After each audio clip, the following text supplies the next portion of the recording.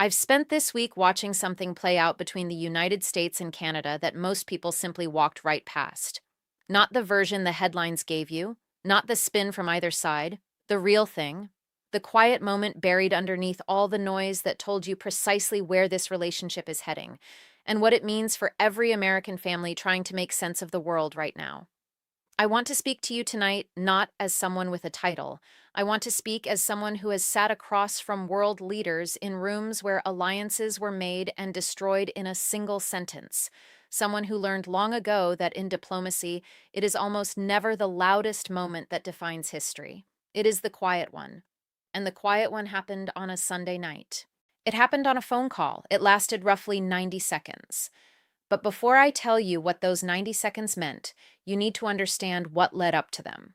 Because context isn't just helpful in this business, it's everything. Without it, you're watching a highlight reel with no idea what sport is being played. What most Americans don't know about Canada here is something that doesn't get nearly enough attention. Canada is not simply the country north of us. Canada is America's single largest export market. Every year, more than 760 billion in bilateral goods trade moves between our two nations.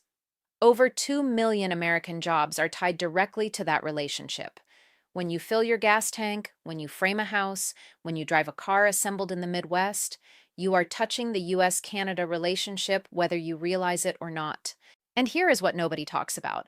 That relationship wasn't accidental. It was constructed over 75 years of patient, sometimes painful diplomacy, trade agreements, defense cooperation, intelligence sharing, the longest peaceful border in human history.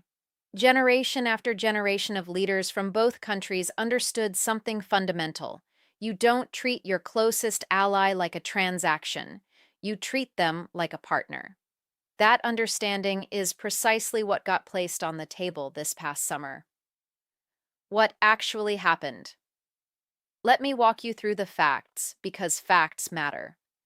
On Friday, June 27, 2025, President Trump announced he was ending all trade negotiations with Canada. Not pausing, not slowing down, ending. The stated reason was that Canada had passed a digital services tax, a 3% levy on revenues that major American tech companies earn from Canadian users. Amazon, Google, Meta, Airbnb. Now, this kind of tax is not unusual. France has one. Britain has one. Italy has one. More than 40 countries worldwide have passed some version of it. But the administration called it a deal breaker, announced the death of trade talks on social media in the middle of the night, and gave Canada an ultimatum: scrap the tax immediately or lose the negotiations entirely. No back channel, no diplomatic consultation, a post and a clock. Here is where you need to pay close attention, because this is the part most of the coverage missed entirely. Mark Carney had run his entire election campaign on being the leader who would stand firm against American pressure. He told Canadians it was going to be elbows up. He traveled the country promising that the old passive relationship was finished, that Canada would not be pushed around, that he personally would hold the line. He made that promise to 40 million people. And then Friday came, Saturday came, and on Sunday night, Mark Carney picked up the phone and called Donald Trump. In approximately 90 seconds, he told the president that Canada was dropping the digital services tax. By Monday morning, a White House spokesperson stood at the podium and used one word to describe what had just happened: caved, not negotiated, not compromised, caved. That word landed like a stone dropped into still water. The ripples are still spreading. What I understand, and what concerns me. I'm not here to pile on Mark Carney.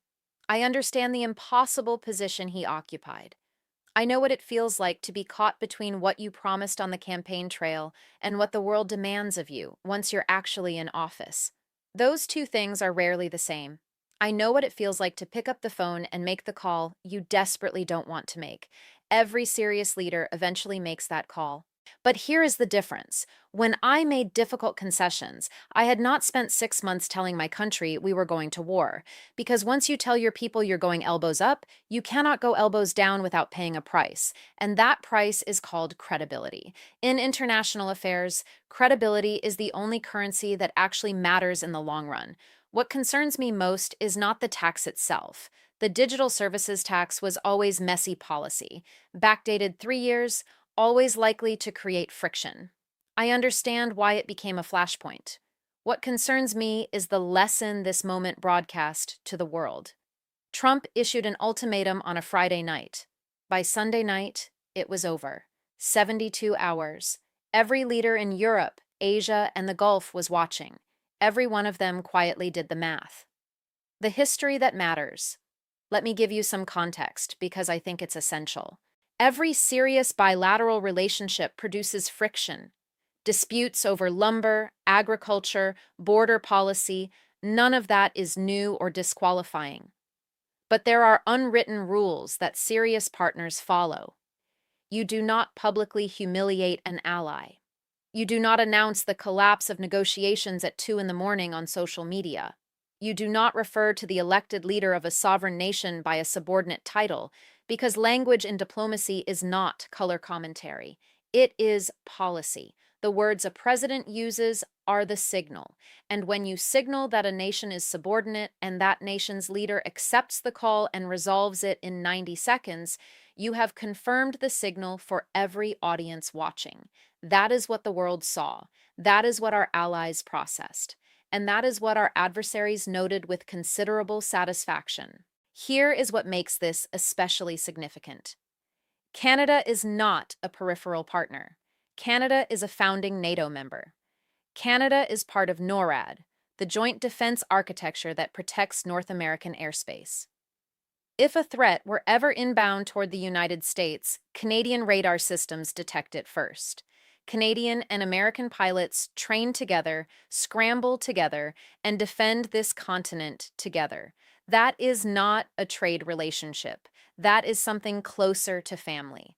And that family just watched the world be told, in plain terms, that its commitments can be reversed in 72 hours under sufficient pressure.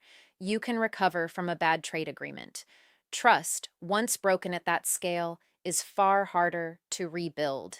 The most optimistic reading now. I want to be fair because most things in foreign policy are genuinely complicated. There is a legitimate version of this story in which Carney made the right call. One credible analyst framed it this way: Carney moved to get Trump back to the table, and it worked. Negotiations resumed Monday morning. A deadline was set for a broader trade framework.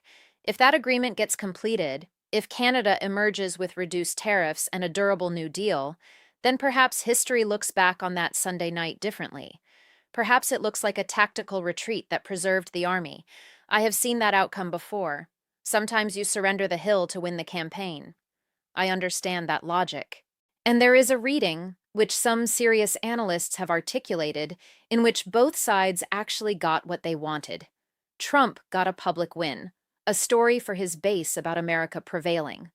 Carney got the talks back on track and could argue to Canadians that he was focused on their economic security rather than political posture. In that interpretation, the 90-second call wasn't capitulation. It was a transaction, and both parties walked away with something. I genuinely hope that reading is correct. But here is what nobody is asking. What did Canada actually surrender beyond the tax itself? Because here is something I have watched carefully for a long time. A concession in this style of negotiation is rarely treated as a conclusion. It is treated as a starting point. An analyst who covers this closely said it precisely. If Canada has already given ground on the digital tax, will that be accepted as sufficient? Or does it simply establish a new baseline, and the next demand follows shortly behind? Canada's dairy and poultry system, what they call supply management, is the likely next target. It protects hundreds of thousands of Canadian farm families from being undercut by American agricultural exports. It has been a pressure point in trade talks for years. And now something important has changed. Now the other side knows the number. They know exactly how many hours of pressure it takes before Ottawa picks up the phone. That number is 72 hours.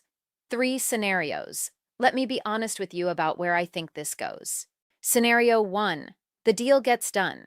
A deadline arrives, both sides sign a comprehensive new trade framework, tariffs are reduced, and Carney can stand before Canadians and say the concessions were worth it. I want this to be true. I am genuinely hoping for it. But it requires adherence to a timeline, and the track record there demands scrutiny. Scenario 2. The talks extend, the deadline passes, new demands surface. Canada faces a second ultimatum, and Carney must decide again, in front of the same public he promised firmness, whether to yield. The first concession can be framed as strategy. The second establishes a pattern. Patterns are very difficult to escape. Scenario 3. This is the one that keeps me up. What if the real objective was never the trade agreement? What if the value of this exercise was the demonstration itself, establishing what happens to countries that attempt to build alternatives to American economic power? I have watched that lesson be taught before, and every time it gets taught, America loses something it cannot easily replace: a piece of the coalition, a degree of the trust that has sustained American leadership for 8 decades. What America is becoming. I want to say something plainly, because I have never believed comfortable silence serves anyone well. I have traveled this world extensively. I have sat with heads of state on every inhabited continent. And I can tell you there is a question circulating in capitals right now that never makes it into press conferences. It is asked in private. The question is America still the kind of partner you can count on? Or has it become a country that uses its size to extract tribute? That is not a minor question. That is the question that will define American power for the next generation. Because our power was never purely military.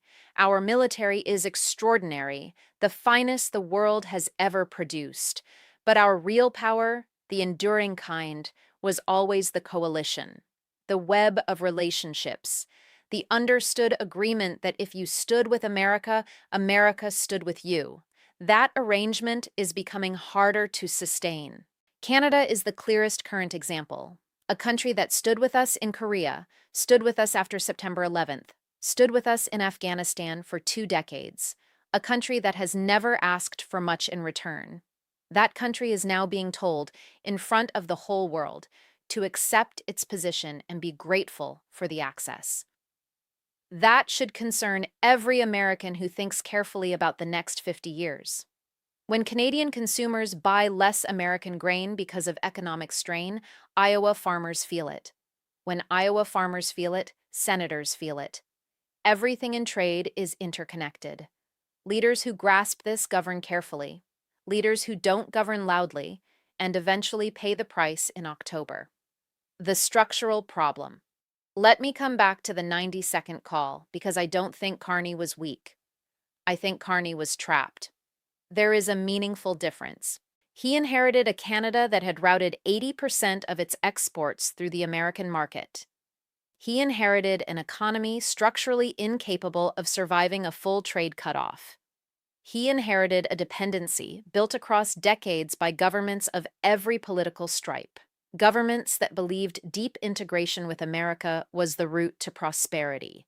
They were right, until they weren't. The dependency is the real story. The 90-second call was the symptom.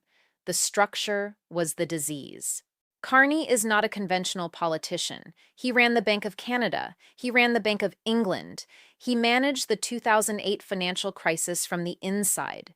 He understands, at a technical level, how deeply interconnected systems fracture. When he stood before the World Economic Forum in January and described the rules-based international order as experiencing a significant rupture, he wasn't delivering a political speech. He was issuing a risk assessment. He was doing what serious economists do, naming the problem clearly before it becomes a catastrophe. Washington's response was to revoke Canada's invitation to a major forum, resume the use of a subordinate title for Carney, and threaten additional tariffs. Think carefully about what that sequence communicates. A world leader accurately describes a dangerous reality. The response is punishment. A confident nation hears difficult feedback and examines it. An insecure nation hears difficult feedback and retaliates. I'll leave it to you to determine which of those we are currently observing. What I'm asking. I am asking the American people to look beneath the headline. The headline reads, America wins, Canada yields, talks resume, leverage works. But underneath that headline is a more layered story. A story about an ally with no structural alternative who had to fold in 72 hours. A story about a prime minister who promised his people one posture and delivered another. A story about what happens when you invest 75 years building something and then begin treating it like leverage. I am asking Congress to pay attention. Damaging the relationship with Canada, not hypothetically, but right now, actively, sends a signal not just to Ottawa, but to every NATO partner, every Pacific ally, every nation currently deciding whether its long-term future aligns more closely with Washington or with Beijing. That decision will shape the next half century of American power far more than any single tariff negotiation. How I want to close, I have believed throughout my entire public life that America's greatest asset is not what it can extract, it is what it can build together with others. The US-Canada relationship is one of the genuine achievements of the modern era.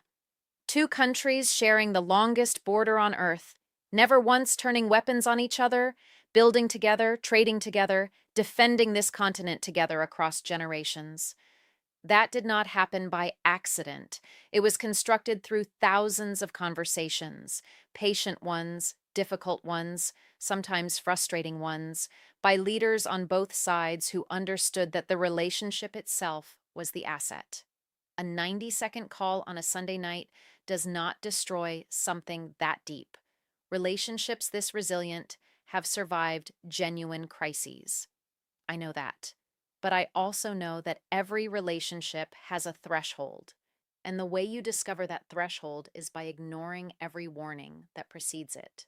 Canada passed a digital services tax that 40 other countries have implemented. That was a signal worth taking seriously. Canada began quietly exploring new trade relationships in Europe and Asia. That was a louder signal. A Canadian Prime Minister stood before a global audience and said the old order was fracturing. That was the clearest signal of all. The response to each of those signals was to apply more pressure. I am asking us to think carefully about where that road ends. I have seen where it ends. It does not end well, not for Canada, not for our broader alliance, and not for the United States. The 90-second call was not the story. The story is what we did to make that call necessary, and the story is what we choose to do next. I pray we choose with wisdom. I pray we remember who we are and what we have built. And I pray that the conversations that follow, the ones that actually matter, last considerably longer than 90 seconds. Because some partnerships deserve more than that. This one does.